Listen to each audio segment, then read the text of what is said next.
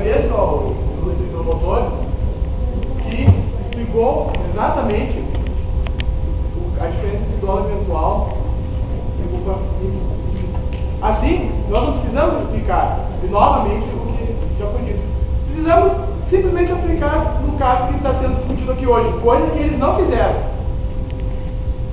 Achei até estranho, um certo ponto engraçado ouvir hoje, o exemplo da granada, dado pelo ilustre promotor, porque ao você tirar o pino de uma granada, você estaria fazendo justamente o contrário do que aconteceu hoje.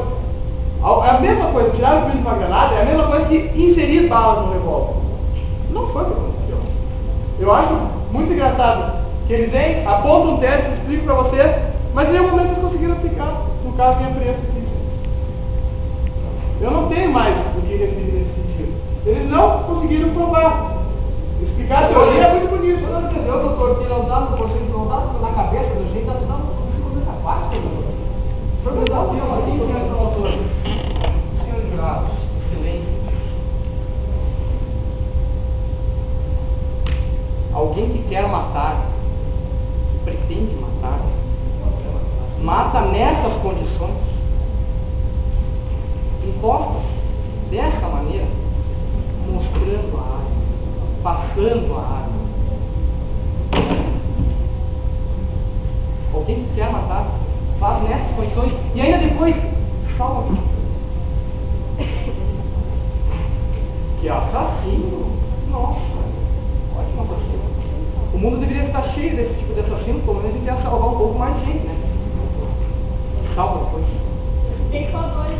Por favor. Poderia ser mais. Quantidade na qualidade, sabe? Não falando de qualidade. Ele vem afirmando, senhor. Ele vem afirmando, senhor. Ele vem desde o inquérito. Doutor, por favor, mantenha a palavra. Ele vem afirmando, e aí está a preocupação do Ministério Público. Eu estou simplesmente falando para os senhores, calma, tranquilo, sereno, porque eu sei do caso. Nós sabemos o que é. Gente, é fácil. Como eu disse, salta aos olhos. É fácil que ele não teve intenção. Não concorreu com isso, porque não havia bala. Ele tirou as balas.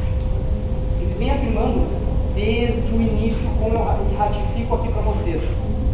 Desde o início ele vem afirmando que foi um acidente, foi um susto, foi uma possibilidade de assunto. Senhor. Então, assim, bem tenente. Mas não podemos, senhor promotor, em cima de um voto expiatório, pegar essa ânsia que você tem de condenar, que o senhor tem de condenar, e dar então a voto expiatório para simplesmente o anseio da sociedade de condenar.